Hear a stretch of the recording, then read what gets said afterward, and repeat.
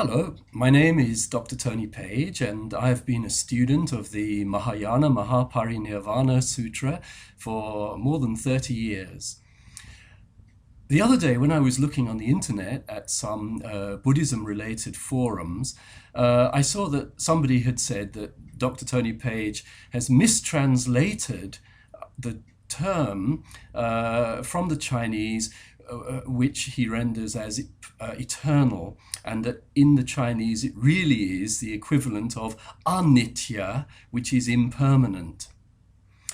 Now, of course, I can assure you that the translations which I use of the Nirvana Sutra absolutely accurately reflect what is there in the Chinese. You only have to speak to a world expert such as Stephen Hodge, who has translated and is translating massive sections of the Mahaparinirvana Sutra from both the Chinese and the Tibetan. You only have to speak to such people to know that the Chinese translations do indeed say that the Buddha is eternal, nitya, and shashvata.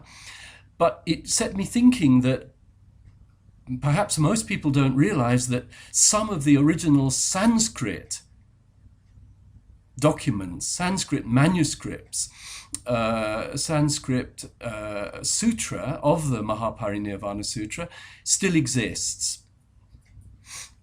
Now, unfortunately, only a very few pages are extant, but the good news is that such terms as nitya or anitya are clearly present in the Sanskrit original. And I want to speak about that today, what the Sanskrit fragments of the Mahaparinirvana Sutra state. The Sanskrit remains, the remnants of the original Sanskrit are collected together in this book by a very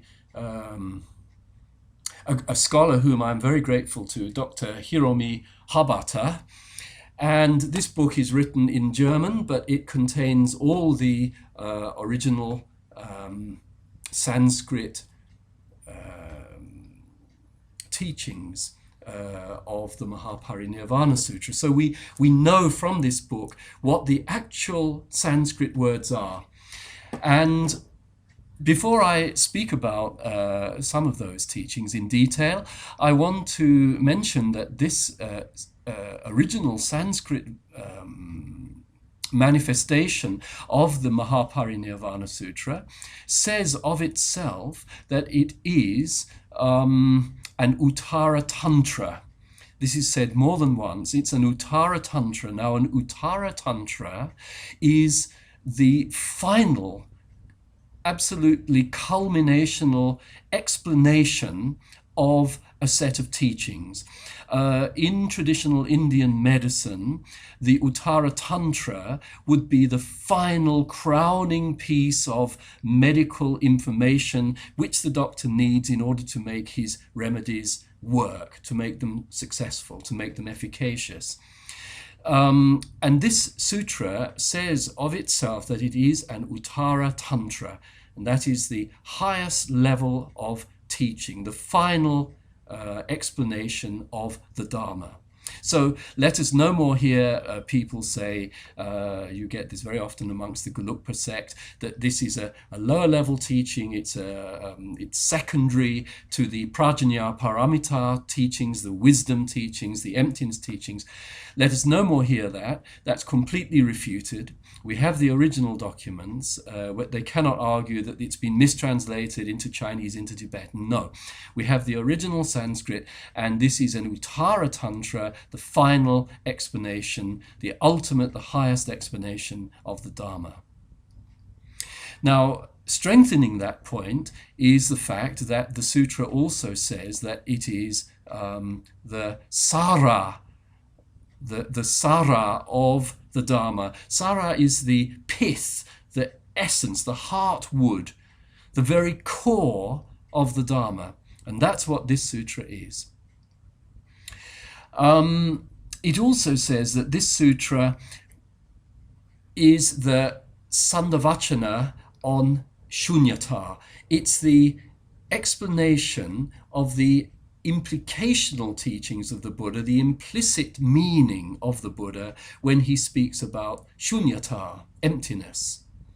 And in this sutra, as in the great Srimala Devi Simhanada Sutra, the Queen Srimala, the goddess Srimala Sutra, emptiness is explained to be of limited application. Not all things are empty. The Buddha, in the ultimate sense, is not empty. He is ashunya. He is completely full of compassion, kindness, and awareness, knowing awareness, great supernal wisdom.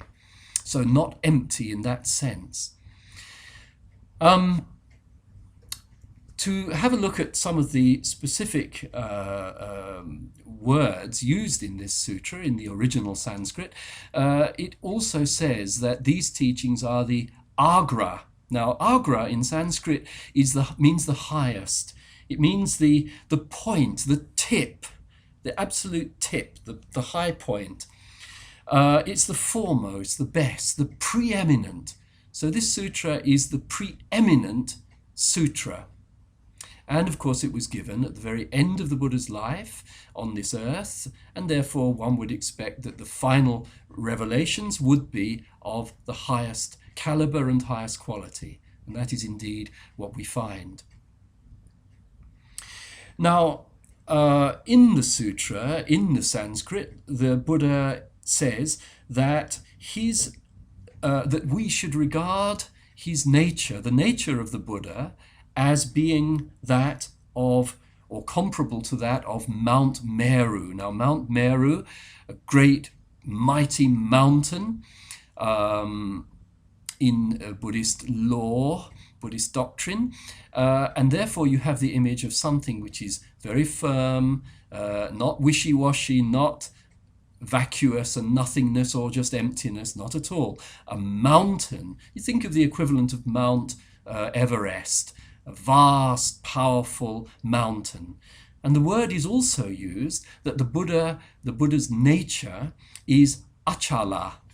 Now, achala in Sanskrit means unmoving, immovable, firm.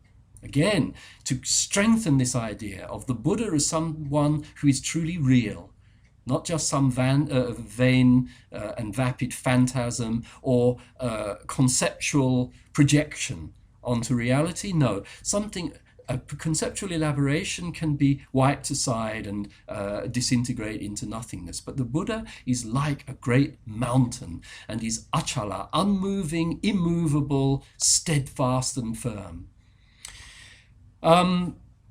Now this links very importantly to the three attributes of the Buddha, which the Buddha uses in this sutra in Sanskrit. Nitya, Dhruva, Shashvata. Nitya means going on forever, permanent, eternal. Dhruva means unshakable, steadfast, steady, firm. And Shashvata means eternal. So it's very important that we understand that the teachings of the Nirvana Sutra make it abundantly clear that the Buddha within, which is what the sutra is ultimately about, the Buddha within us is eternal, changeless, unshakable, indestructible. Indeed, the Buddha's body is called the diamond body and is said to be indestructible. And that the Tathagata Garbha, the Buddha essence, the Buddha says in this sutra, that I teach that the Tathagata Garbha exists.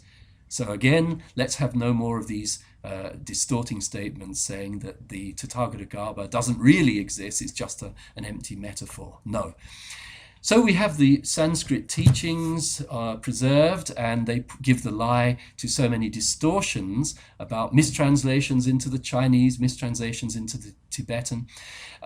We know what the sutra actually says, and it is a final Uttara Tantra, a final ultimate revelation of the true Dharma. Thank you very much for listening. I look forward to talking to you again soon. Bye.